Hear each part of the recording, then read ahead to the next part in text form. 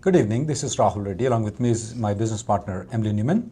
Today we are here to present our weekly immigration news that we do present every week at Tuesday, 5 p.m. Central Time. Emily, what do you have today? Thanks for joining us. So today we had the brief that was finally submitted by the Department of Homeland Security in the H-4 EAD litigation. So we'll talk about that in a few minutes. We're also going to talk about the difference between adjustment of status and consular processing for those that are going through the green card process. As well as yesterday we had the announcement from USCIS about this new H-1B data hub. So if you've gone to that website and played around with a little bit, you can see what information is there and what information is not there. So we'll talk about what is helpful on that website and what may not be that useful. And then also wanted to talk today about the process of changing status to F1. It's a very long process, and so it requires some additional filings to be done. So we want to make sure that people are aware of that so they don't accidentally fall out of status while they're waiting. Now on the H-4 EAD, Emily, that seems to be a very hot update on that. We were expecting that the Department of Homeland Security probably publish new regulations and do respond to the court hearing. But it seems that they did respond to without even giving any proposal of the regulations. And then what is the content of their answer that they have given? So their goal is to get this lawsuit dismissed, basically.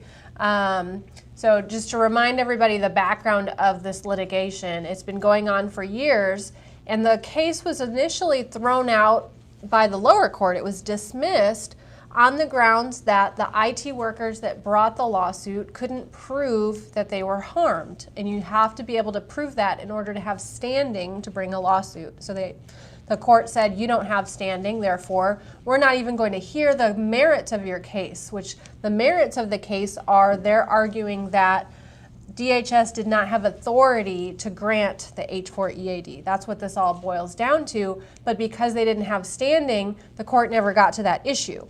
So the standing issue was appealed. So it's not the content of right. it. So we it's just whether or not a person can bring the suit to the court is the one which is contested. Exactly. And so that claim in the appeal brief that DHS filed today, they said, we still don't think you have standing. We think this appeal should be thrown out because you haven't proven that U.S. workers in the IT sector were harmed by the H-4 EAD, which is kind of ironic because that seems to be the reason why they want to get rid of the H-4 EAD is because they think it harms U.S. workers. Yeah. So kind of can't have it both ways. But their true goal is just to get the lawsuit dismissed so that they can proceed with the regulation of rescinding the old H-4 EAD regulation. So, Emily, having said that the court litigation is one issue, does it mean if the DHS is arguing that, hey, nobody has, they don't have the standing, U.S. workers don't have a standing to bring in the case, does it mean this administration is telling that they like the H-4 EADs and they want to keep the H-4 EADs, or that is a separate matter and the court litigation is separate? Definitely not. They're saying that these particular IT workers haven't proven they've been harmed and therefore they don't have the standing to bring the lawsuit, but they're still going ahead with the getting rid of the H-4 EAD. They even said that in their brief, is that ultimately this case is going to be moot because we're in the process of proposing a regulation to remove the H-4 EAD. So why are we going to spend all this time and effort and money on litigation when we could just go through the regulatory process? So when do you expect the regulations to come in? You're telling that the administration does have an intention of taking the H-4 EAD off. Though they are defending the H-4 EAD in this litigation, you're telling that the administration seems to be poised to take the H-4 EAD off. Mm-hmm. Can we, people who are eligible at this point of time, can they file the H-4 EAD? Are they approving the H-4 EADs?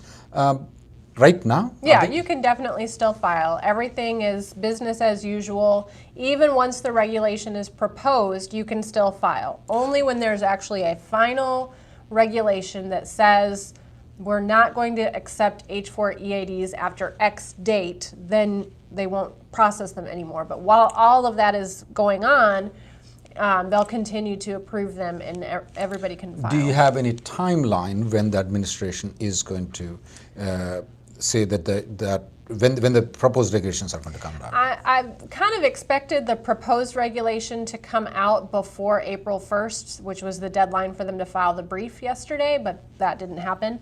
And it's still showing as of today that it's pending with the OMB for their initial review.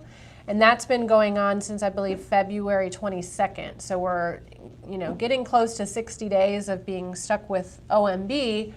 So I think it's kind of any day now. We might see it cleared from there and then the proposal finally come out. So when the proposal come in, does it mean that people cannot file application? No, you can still file even after it's proposed. Remember, it's just a proposed rule. That means this is what they want to do. It doesn't mean this is what we are doing today. So Emily, if the rule goes through, what are the projections with regards to the people who have already approved, who are on EAD and H-4 EAD, and those people who are eligible to file for the extensions, and those people who are intending to file? What will happen to the H-4 EADs already there? Well, short answer is we have no clue. We won't know that until the actual proposed regulation comes out. That will tell us what they're going to do for the transition period, what they will do for those who already have it approved, and what they will do for those that are currently pending, and what they'll do for those who haven't filed yet. Now, our guess, based on how they've dealt with deferred action, is that those who already have it, it will remain valid till it expires. This is a guess. Those that are pending should be processed and approved, but maybe they'll have a cutoff date for this is the last date you can file. That's what we're guessing, but again, it is a guess. We just have to wait until the proposal comes out to know for sure. In conclusion on the H-4 EADs, guys, if you are eligible for H-4 EAD, please file for H-4 EAD. I would suggest you file it. If you have an H-4 EAD right now, you can continue working on H-4 EAD. So don't stop doing anything what you're proposing to do. Emily, on the issue of the hub, the H-1B hub that was been created by the USCIS, what information we have there? I mean, what is this hub, information hub for the H-1B? Yeah, so it goes back several years worth of H-1B data.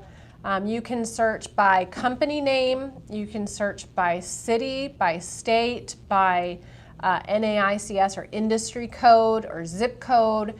You just enter any of those and you can search by year as well. And say you enter in a company name, it will pull up the number of new approvals that company received in a given year, new meaning initial or cap subject approvals, the number of denials they received of new petitions in that year, the number of extension approvals they've received in that year, and the number of extension denials they've received. And that's it. Nothing more, nothing less.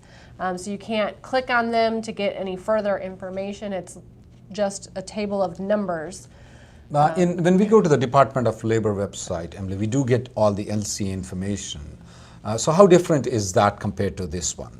Well, in the Department of Labor website, you can actually see what's in the LCA other than the points that are redacted. But here you can't see anything. It's just the number of petitions approved or denied in each category for each year. It doesn't say which title they are hiring for. No, it doesn't give any other information. It doesn't say which any other information other than the basic information, the employer name, whether it's an initial application, how many approvals, how many denials, and how many extensions, and how many were approved and how many are denied. Is it? Okay. That's right. Okay. On the counsel processing versus adjustment of state assembly. As people know that when they are able to file for the green card application, there are many different ways people can get the green card. For example, family-based is one way of getting the green card. Employment-based is one way of getting the green card. There are two things that the person who is about to get the green card can choose. One is to adjust the status in United States. The person must be in United States at the point of time when he is filing it. The second option is that they can do a counsel processing. Counsel processing can be done for the people who are here in United States also. Also, counsel processing can be done for the people who are outside the country. Consular processing is the only way to get the green card for the people who are outside the country. For those people who are inside the country, they can either do the adjustment of status. That means that from whatever status they are going to get the green card, or the second option is consular processing. What are the advantages and disadvantages of doing the adjustment of status simply?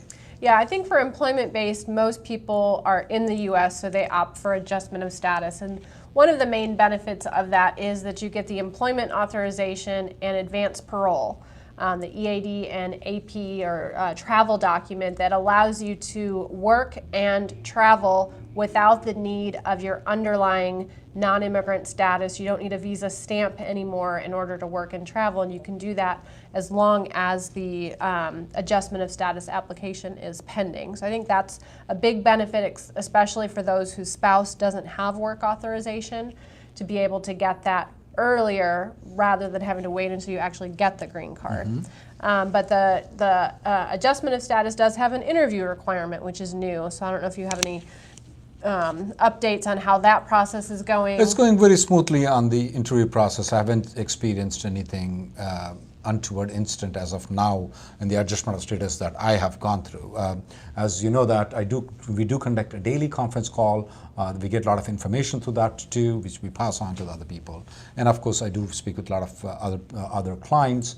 And I, in my office, is in charge in the adjustment of status. And that's another reason why I have more knowledge about it. No, nothing. I have not seen any untoward instances, nothing that I can report on the adjustment of status. Yeah, so I think most people choose adjustment of status when they have the option if they're in the U.S. Where you might not be eligible for adjustment of status is if there's a prior status violation, or maybe you don't have a status to come in to the U.S. on. So a good example of this that happens is someone who's already in the U.S., they've already filed their adjustment of status, they've let their H-1B lapse, and then they get married to someone who's outside the U.S. They have no way to get here, so they have to consular process because they can't get an H-4 because the spouse is no longer on H-1B. Yeah, on the contrary, there's adjustment of status and the consular processing. Emily said more about what are the advantages of doing the adjustment of status. Is that you get an employment authorization, you get an advance parole, the spouse gets an employment authorization, the spouse gets an advance parole for them to go outside the country and come into this country. There are also some disadvantages of doing the consular processing. What happens is that when the priority date moves up and down, if you are still in the country and you're eligible, if you have both options, the consular and the adjustment of status, we strongly recommend people to take the adjustment of status because you get the employment authorization. There are sometimes the cutoff dates are given, and there is called filing dates. So when you can file the adjustment of status when the filing date is current. It doesn't have to be the cutoff date. So that also there is a time difference between the cutoff date and the filing date. You won't get the green card in the adjustment of status until you reach the cutoff date, but you get an employment authorization in the adjustment of status. The consular processing is a little bit more time consuming even after you get the priority date current. The schedule of the dates doesn't happen properly as normally it is expected to. So most of the time, for those people who are in United States, immigration lawyers always recommend doing adjustment of status. As Emily has pointed out, there are a couple of situations where if they're out of status, if they violated their status, or if they're outside the country, then we definitely don't have an option at that point of time. We may have to pick only the consular processing. Yeah, I think one other thing with consular processing that is, it's just more of a hassle to me is dealing with the National Visa Center. Right. It's kind of you file your I-140 in the U.S. and then you file some documents with the National Visa Center and then they send everything to the consulate and then they schedule for you an interview. So that process of working with multiple different government agencies is a little tough to deal with, but also police clearance certificates is something required that for you the have to consular do. processing. Yeah. So that can add some extra time, and you have to get it from, what is it, every place you've lived for every 6 place months? 6 months.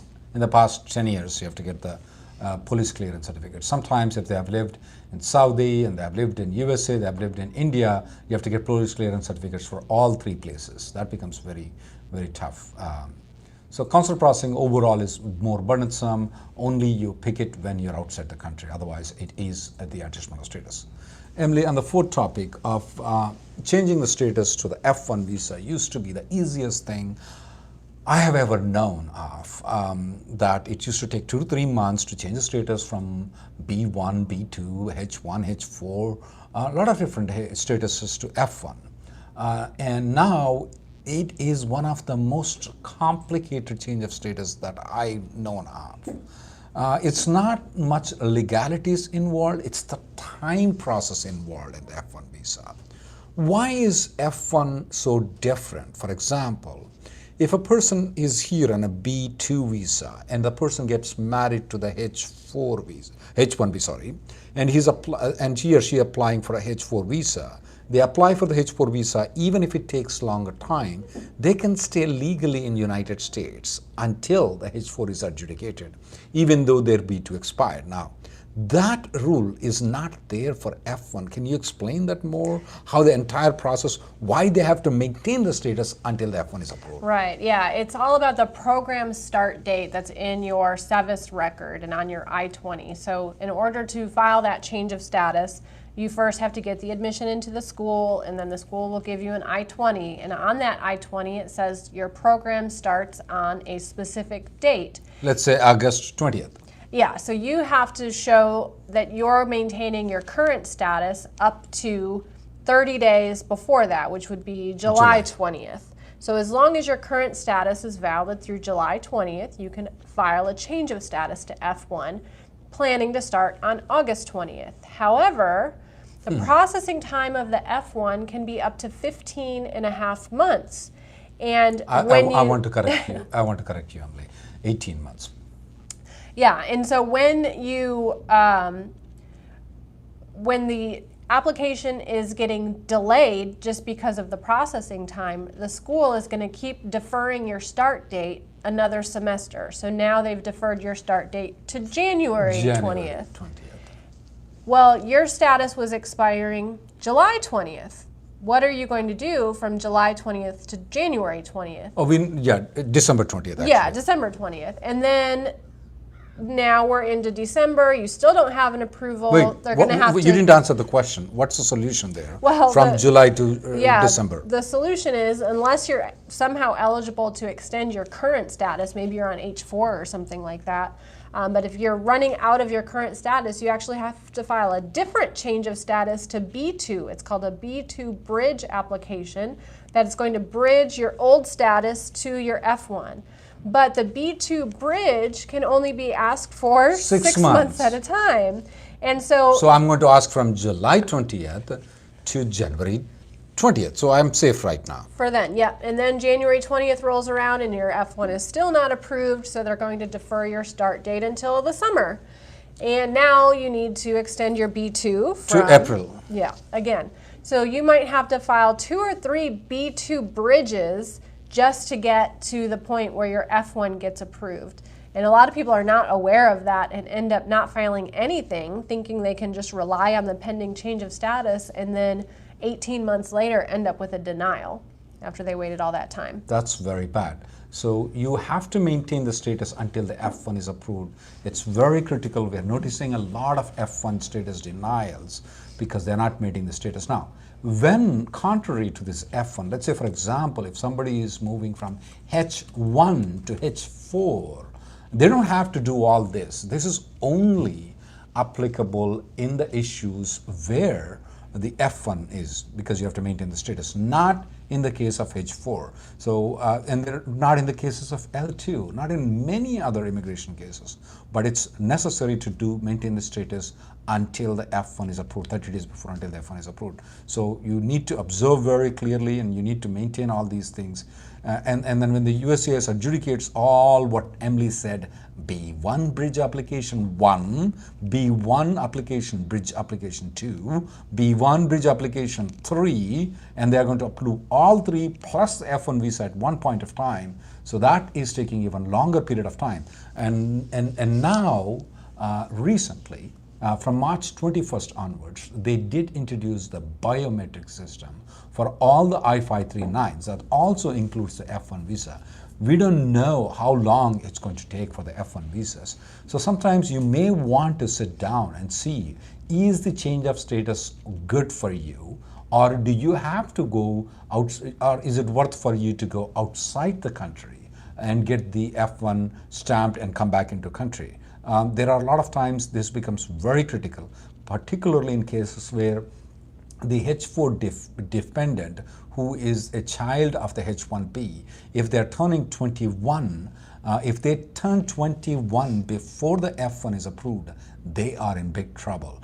So you may want to sit down with a lawyer to strategize your family plan to see, is it worth this way of change of status or going outside the country and getting the stamping and come back? There are some disadvantages of going outside the country and getting the stamp and come back, but of course there are disadvantages here too. You might want to evaluate all these things before you make any decision. So on that topic, Neetu on Facebook has a question: is changing from H-4 with an EAD to F1 risky, doing it as a change of status? There's not particularly a risk involved. You just have to be aware of what we were just talking about, is the long processing time, and make sure you're going to maintain your H-4 status the whole time. If your H-4 is ending, and for some reason it can't be further extended, you'll need to do that B2 bridge in between. Yeah, that's, and there is also, Emily, one of the other thing is that the H-4 people, when they are able to go to school on, they're able to go to school on the H-4. And if they're going to graduate before their F-1 is approved, that might become a problem for the OPT, that might become a problem for STEM extension. So you may have to delay your graduation so that you get an F1 visa to be eligible for OPT. You may want to consider all these options too when you're trying to move from H-4 to F1 visa. All right, so Annie has a question that's related to the new biometrics requirement for H-4s.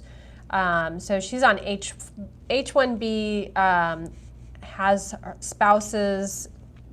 Okay, so I'm guessing you're filing a change of status to H-4 and EAD along with your spouse's H-1 extension in premium, which can be done, and wants to know how long is the delay and is there going to be any gap between the H-4 approval and the EAD approval. Typically, the H-4 and EAD are approved together. We've seen very rarely ever any gap between the two. Usually that would only come up in the situation where the H-4 gets approved and maybe something was missing in the EAD, and so they get a request for evidence. But otherwise, if they're filed together, they're usually approved on the same day. As far as the biometrics, I'll tell you we started filing the H-4 on the new form the very first day it came out. We got literally our first receipt notice from that first filing today in the mail and have not received a biometrics notice yet. So we don't know for sure from our practice what this timeline is going to be. We do know from the USCIS stakeholder call that they had that they expect there to be about a 17-day processing time to get the whole biometrics done from start to finish. From the time they receive the H-4 till the time the biometrics are done should take an average of 17 days, assuming that there's no need to reschedule the biometrics.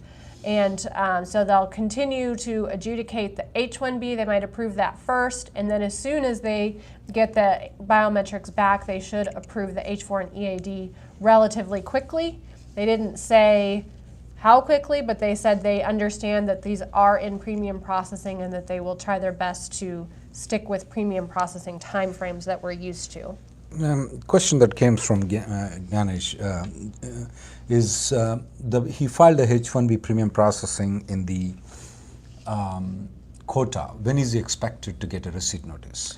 Pretty much by May 20th, which is when everybody gets a receipt anyways. I mean, last year, I think the last receipt that came in for us was around May 15th, May 18th.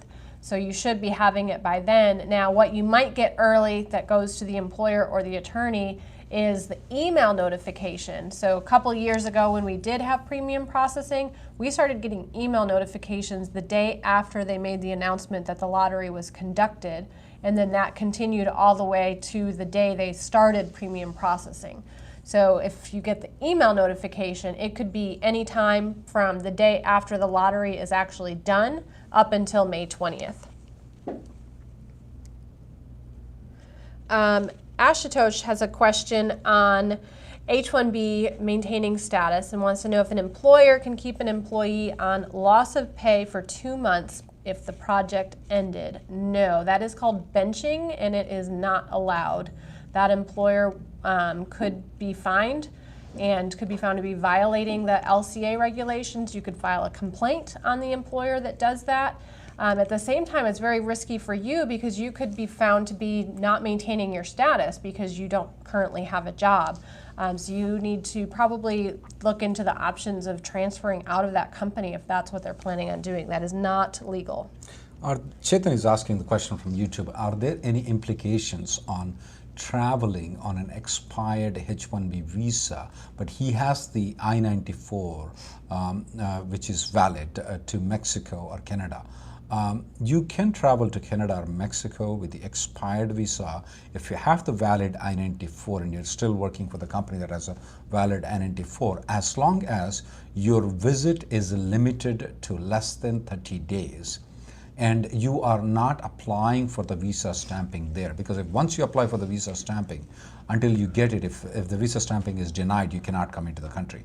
But if you're not applying, you're just visiting Canada or Mexico, you're coming within 30 days, you don't need to have the passport stamping. It's called automatic revalidation. Santosh from Facebook has an interesting question that's coming up more and more these days. He's currently on F1 status, has an H-1B approved for consular processing. I'm assuming that this is a last year's CAP case and that it was only approved for 1 year, which means it's about to expire. So his employer is filing a change of status and an extension now to get the full 3-year validity period. He wants to know if that gets approved, does he have to go to the home country to go for stamping? No, if the change of status is approved, then your status is automatically changed from F1 to H1. You don't need to exit the country. You're not required to get a new visa stamp in that situation. Purnima has this question from YouTube. She says that her I-140 has been approved and she has, under EB1C, she has filed an adjustment of status and she got the biometrics on November 23rd. She hasn't received the EAD and advance parole. Unfortunately, it's taking approximately around 5 to 6 months to get an EAD if you're filing under the adjustment of status. It used to take only 90 days before, but right now it's taking 6 months. If you have got the biometrics on November 23rd, you most probably should have filed the adjustment of status in the November 1st week. So it's not yet 5 to 6 months, so I would want you to have some patience and wait. That's all you can do right now. Pratyusha has a question going back to the H-4 EAD litigation and the regulation, and wants to know that if this lawsuit gets thrown out and DHS goes ahead with the new regulation and proposes to end the H-4 EAD, or will there be more lawsuits? Absolutely, there should be lawsuits filed against the government for their actions in getting rid of a program that they were, they created just, what was it, 3 years ago? Mm-hmm. It messes with people's lives to just go back and forth and back and forth. And if they don't have a good, sound reasoning with data to back it up as to why they're making this decision, which I have a feeling they don't, it certainly opens themselves up for a lawsuit. And that's exactly why we still have DACA, we still have TPS, we still have the International Entrepreneur Parole, because people filed lawsuits when the government acted arbitrarily and capriciously in getting rid of these programs that they had just created. So definitely, the good plaintiffs for a lawsuit would be H-4 EAD holders who have started a business here and employ U.S. citizens. That would be a great person to file this lawsuit. Employers of H-4 EAD holders should also be on board with that. If you can group a couple people together and file claims all together, I think that that would be. Have you done any efforts, have you done any survey on the H-4 EAD? You're just speaking that, yes, they can file the litigation. Have you done any groundwork for it? Yeah, definitely. So you might remember, if you've been following us for a while, that a little over a year ago, I conducted a survey on immigrationgirl.com specifically for H-4 EAD holders, asking lots of questions to try to gather information to prepare not only for litigation, but to prepare a comment for this proposed regulation to explain why we should keep the H-4 EAD. There was actually an article published today about the survey results. I have a report that I've written that I'm getting ready to be making public very soon. I mean, the data is very strong in support of the H-4 EAD. A large percentage of H-4 EAD holders have master's degrees, much higher than the average U.S. population. A large percentage of H-4 EAD holders make $75,000 or more per year, when the average U.S. household income is way less than that. These are high-skilled, high earners, people in their prime working age that we need to have in the workforce, because we have a whole bunch of baby boomers retiring. We need people here to work. That's a key driver of the economy. And don't forget the taxes. Exactly. They're contributing money, they're contributing taxes, they are keeping the economy going, providing their skills. There's absolutely no reason to eliminate this program. And I also, in this report, go through exactly how the number of H-4 EAD workers impacts different industries. As far as, I mean, it's like less than a 0.1% increase in the various industries, especially the tech industry. I can't even remember the exact number, it's so low. It's like less than a tenth of a percent is the number of H-4 EAD holders who are actually in that industry, and yet we're have a lawsuit pending claiming all of these H-4 EAD holders are going to harm us as U.S. workers, that they're lowering wages. How is it possible if they're lowering wages when they're making more than everyone else? That's surprising. You know, so I will be publishing that in the very near future. It will be on immigrationgirl.com. Emergent Solutions has this question. He's an H-4 EAD. He has an approved H-1B approval, which is a consular processing. Can he use that H-1B approval to apply for a change of status from H-4 to H-1B with a different company? The answer to the Emergent Solution from the YouTube is that no, you cannot. Here is the reason why you cannot. You would be counted toward the H-1B number under two circumstances. One is that you got a H-1B approval with the I-94. The second option is that you have been counted towards the H-1B number if your H-1B is stamped in your passport. Since neither of those things occurred, neither you have a H-1B stamping, nor you ever had an I-94 H-1B, you are technically not counted toward the H-1B. So you cannot transfer to a different company. You may be able to transfer to the same company from H-4 to H-1. That's one thing. The second option that you can do is that you can go outside the country, get the H-1B stamping, then come into the United States, and then transfer to the different company. People who are on H-4 status and H-4 EAD status, if they are applying for the H-1B, think about what I have just spoken very thoroughly though. Because if you are wanting to be counted toward the H-1B number, getting the H-1B approval by itself is not enough. You need to get the H-1B approval with the I-94, that means change of status approved. Or the second option is that you have a H-1B approval, you go outside the country and get the stamping. That's when you're counted towards the H-1B number. Question on Facebook that I'm afraid to answer because I don't want to upset the person. Can we apply for an H-1B visa without an LCA in this cap and then send the LCA in later? No. The LCA certified has to be included in the package that reaches USCIS by the close of business on Friday. If you file it without a certified LCA, it will be rejected without going through the lottery at all. And every year there are about 1,400 cases that fall into situations like that. Really? 1,400 people filed without LCS? File either without an LCA, or they accidentally submit the initiated one, or they accidentally miss a signature, or the filing fee check is wrong. Any kind of thing like that, it's not considered properly filed and it will be rejected and not even included in the lottery. So that means that the LCA has to be certified by Thursday for the package to be overnighted to USCIS so it reaches on Friday. Don't send it US Postal Service to get there on Friday. If it's being mailed out on Thursday, it won't get there in time. This question, can an Indian-born Australian citizen who are an EB3, can they apply for the green card?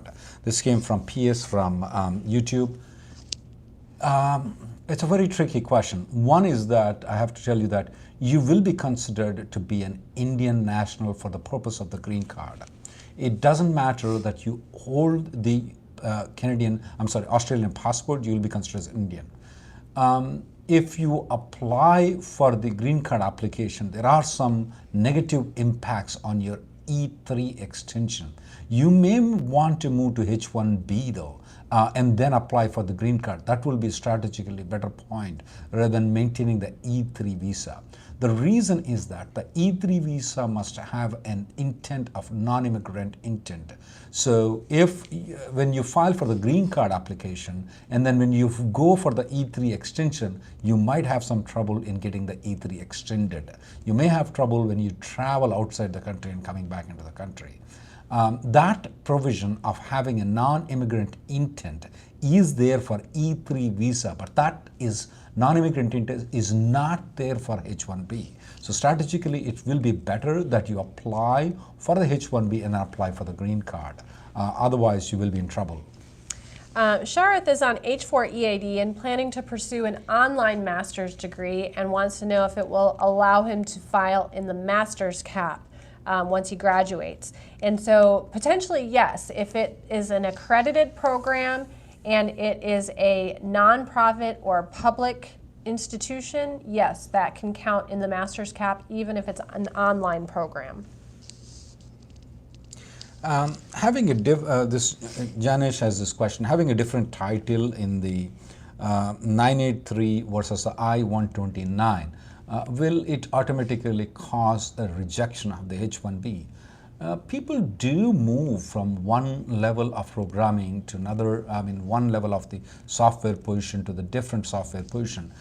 If you are working as a STEM extension person, you must be undergoing some training process through your employer. That is requirement for the STEM extension. Now, that training may not be required for the H-1B position. So I'm not seeing much problem in your company wanting you to move from a programmer position to a software developer position once the H-1B is approved. If that's the intention of the company, I don't see that strategically as any trouble. In fact, it may be very good for you that the company wants you to move to a higher level position from the lower level position which you are, and it strategically might be good for the company to get the H-1B approval too. Raja has a question on Facebook about the lottery. Do we get a receipt after the H-1B is filed or only if it's selected? The receipt notice is only issued to those that are selected. If it's not selected, the whole petition will come back in the mail sometime in late June through late August. And it will have a blue cover sheet on it that has your name on it and the company name on it and says that it was received during the 5-day window but was not selected. So if you're worried about whether your employer actually filed your petition or not, and it's not selected, you can ask them for a copy of that notice showing that it was filed properly but not selected. Anusha has this question from YouTube. She's an H-4 EAD. Can she work for 2 employers at the same time? Yes, absolutely no problem. Please work for 2 employers, make more money and pay more taxes. That's good for everybody. You're good, no problem.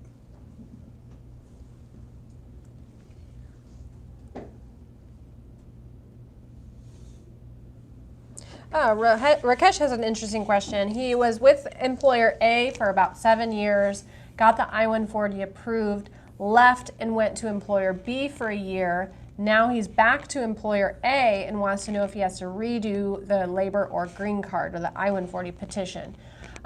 Possibly no, most likely no. It really depends on if the job that was offered to you that's described on your labor certification is still available to you for the green card, then they don't have to redo the process again. Now, if they withdrew the I-140 after you left, then they have to refile the I-140.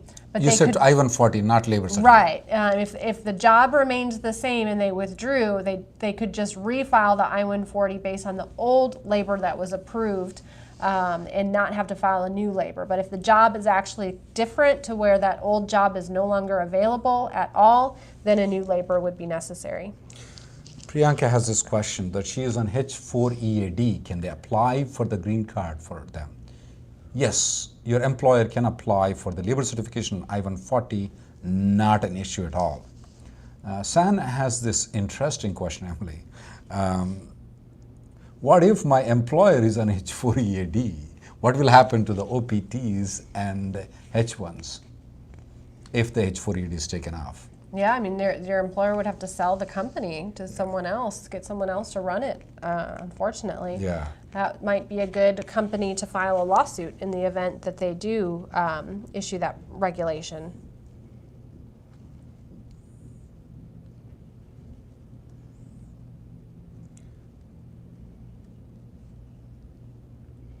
Question from Facebook. Can my daughter change from H-4 to F-1 and still submit the 485 when my date becomes current? So this is assuming that she's under 21 at that time. It depends. The F-1, well, she needs to be maintaining status, either H-4 or F-1, in order to file the 485 along with you. So if she's no longer in H-4, but the F-1 is not yet approved, that could be a problem for filing the 485. So you may need to wait until the F-1 gets approved or have her stay in H-4 until you can file the 485, and then you don't need the F-1. She can just go to school based on the pending adjustment of status. Harish asked this question, can the H-4 EAD person be owner of an LLC company? Yeah. He can be owner of LLC company, absolutely. The H-4 EAD person can do any legal business, can work any legal things, no problem, nothing. They're good. Question on H-1B transfer and green card in progress. So Manu asked, my husband's H-1B has already been transferred to company B, but his perm was still in process with company A. Is it possible for company A to continue with the perm process even though he already left? Yes, it's up to the company. They can choose to withdraw the pending perm, or if they're going to hold that job offer open for him, they can continue with the perm and file the I-140, even if he's not with the company right now.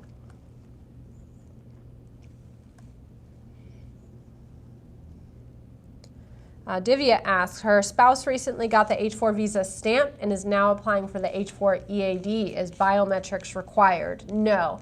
The biometrics is only required for those filing the I-539, which is just for the H-4. If you're only filing an I-765 for the EAD, there's no biometrics requirement. So if you got your H-4 at the consulate and came in and it's still valid and you're only filing the EAD, there's no biometrics. Yastip has this question that how much time it's taking for the perm labor to be adjudicated. He filed it in February. It's taking about 2 to 5 months right now. That's about the time that it's taking for the perm labor certification. But if there is an audit, it might take a long time, but the 2 to 5 months is a good window. Sonia asks, her H-4 to F-1 change of status has been pending for a long time, which we've discussed, and the H-4 is expiring in June. Can I apply for the H-4 extension now while the change of status is in progress? Yes, you have to either file the H-4 extension or file a B-2 change of status, because you've got to maintain some kind of status because your school is going to keep deferring your start date of your F-1. Mukherjee from YouTube has this question with regards to what is the criteria to move from EB2 to EB1? Can it be done from H1B and not L1? The answer is it can be done, but Mr. Mukherjee, the problem is that what are the probabilities for people to be eligible for it? For example, if the H1B person got an Oscar or Nobel Prize, yes, definitely you will be eligible for a EB1. There are other criteria that you may be eligible for, but EB1 is a very strict criteria. It's not that easy to meet the requirement for the EB1. If you have those specific skills and you are in the top of your field, yes, definitely it's possible. There is also called Multinational Executive. To qualify that, you must have worked for the company. It's the company subsidiary outside the country for a period of 1 year. And there are a lot of limitations on when you have to work, at what time you must have worked for that company. So it's not that easy to meet the requirement for the EB1C also. Speaking of that, probably on Facebook asks if EB1 will be current anytime soon. As we know, EB1 is backlogged right now, and that is the new normal. It's not expected to become current at all. It'll hopefully be moving forward steadily, but I don't think we can expect it to be current, at least not before the end of this fiscal year, and it's unknown whether starting October it will become current, but very unlikely. Irshad has this question with regards to H4 is expiring in April 2021. H4 EAD is expiring in December 2000. When can he file for the EAD?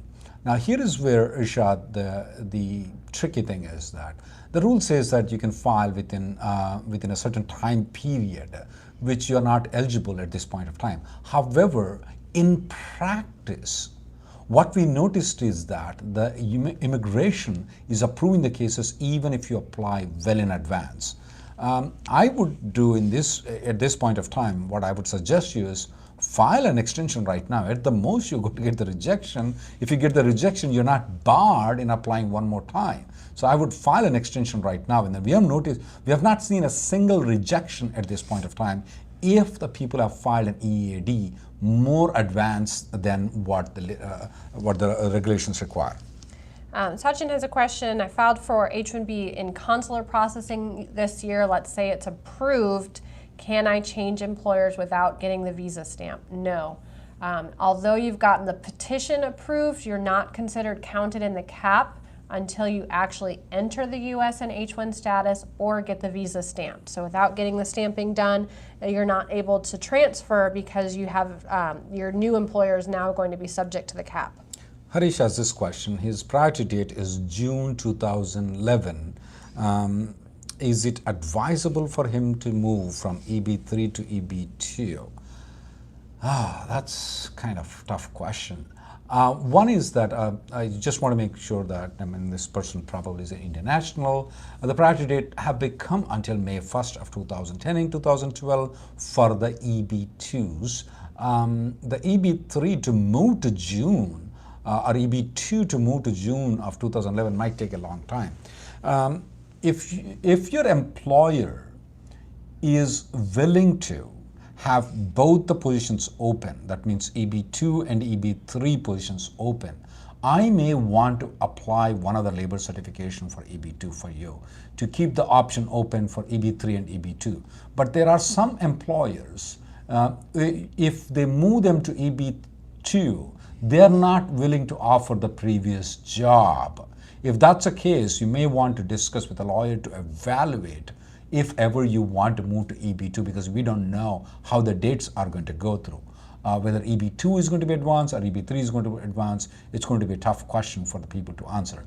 But if your employer is willing to have the EB3 as it is and offer you EB2, then you can have both the options and then go for EB2. That's good. But when it comes to, which one is going to go forward, Emily, can anybody guess it? Even if you consult a lawyer, it's going to be very tough. How these priority dates move, we are trying to bang our head from past 6 months coming just to come up with a video how we can explain to the common people how the priority date moves, and we were unable to figure out how we can explain it.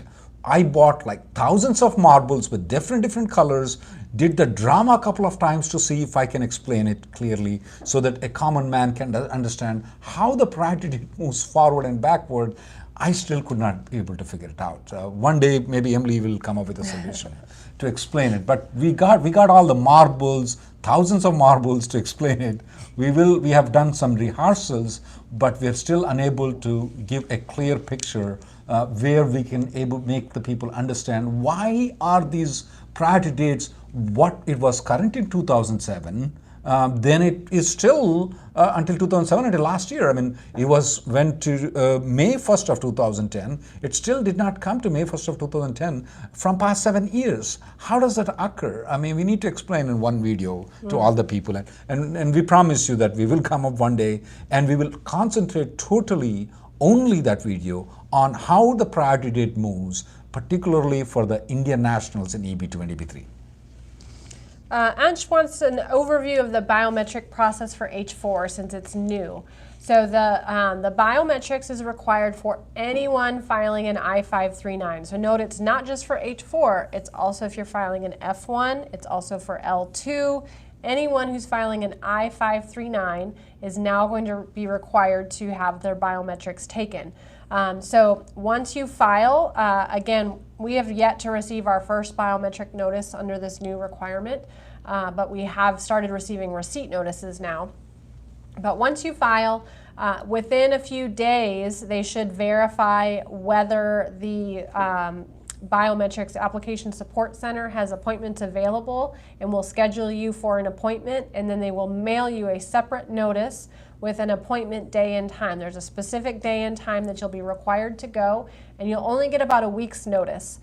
So once you get that in the mail, within about a week, that's when you'll attend the appointment, and then that once the fingerprinting is done, those pretty quickly get back into the USCIS system because it's all electronic, and then the case moves forward and is completed. And from what we told, that's about a 17-day process, start to finish, to have the whole biometrics done.